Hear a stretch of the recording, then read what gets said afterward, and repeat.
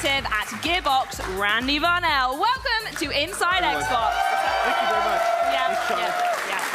But Randy, that's enough of the pleasantries. I'm grilling you today, okay? We're going to get this real serious for a very, very serious game. Very serious. Yeah, are you ready? Yes. Okay, so the first thing I need to say is for people who have been not so patiently waiting for the new Borderlands series, what can we expect from the stories and where can new fans jump in? Well, you know, it's been 7 years since Borderlands 2, and Borderlands 3 is a continuation of that story that started. Actually, this is the 10-year anniversary of the release of Borderlands 1. It came out in 2009. Aww. Yeah, so that's a big thing. So Borderlands 3 carries on that tradition.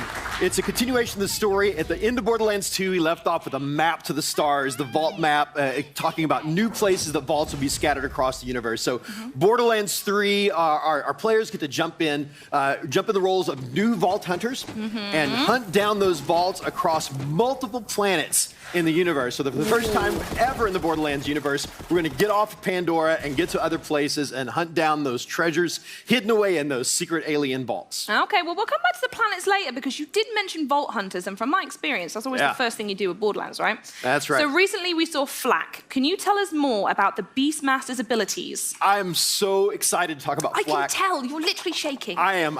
Flak has been the character that I've been playing the most recently as we kind of prepared the game and got it ready to ship. Flak is the Beastmaster. And what I'm really excited about that, players have played other characters like Gage in Borderlands 2, who had the Necromancer, who had Death Trap. Yep. A lot of people love that. Flak, we are happy to talk about, is a pure pet class.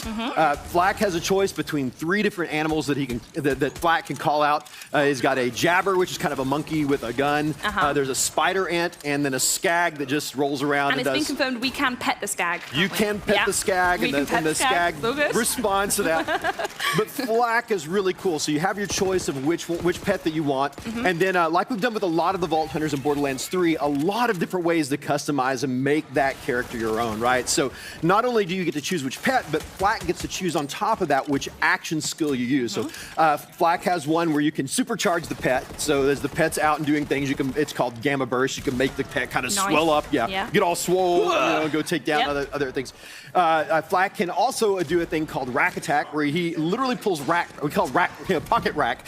He pulls rack from his pockets of flying creatures, right? And they run out and do damage. But Flak also has a stealth type of ability. So if you like to let your pets do the action, you want to hang back and kind of play there, Flak can kind of ghost out of existence and then let the pets do all the work. And we're going to be using that against some bad guys, and what's Borderlands without some bad guys? And in this one, we've got the Calypso twins. So can you tell me exactly how big, and very bad and scary are these guys? Well, you know, in Borderlands 2, we had a great villain, Handsome Jack, who thought you, the player, were bandits. He just calls you bandits the whole time. Well, the bandits are kind of this wild mix of enemies across Pandora that have never really been unified and all of that. Well, the Calypsos are big and bad enough that they have finally unified all the bandit clans on Pandora and have rebranded them the Children of the Vault. Oh, yeah. The COV. You'll see those signs everywhere. And the way they do that is the Calypso twins are streamers. They're live streamers. They're streamers. I've never met one of those before. No.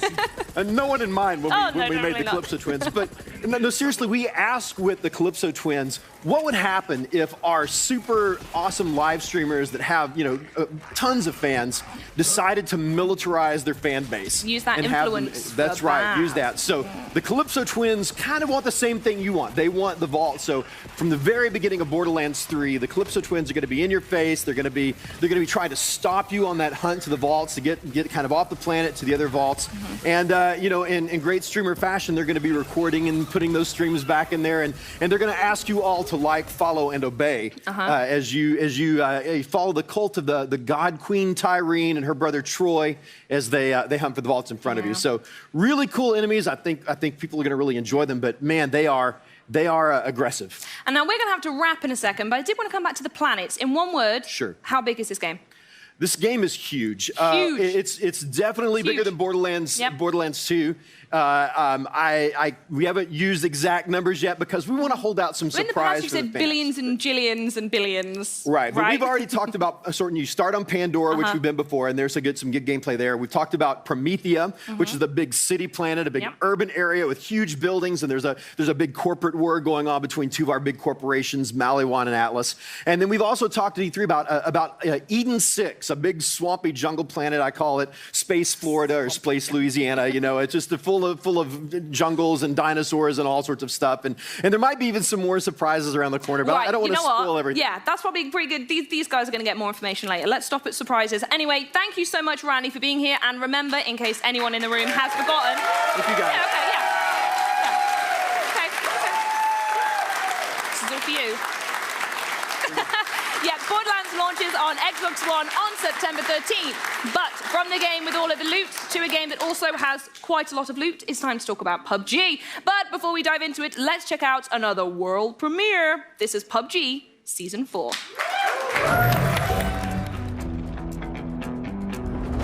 I ain't trying to bring you down, but for real, you might as well give up now.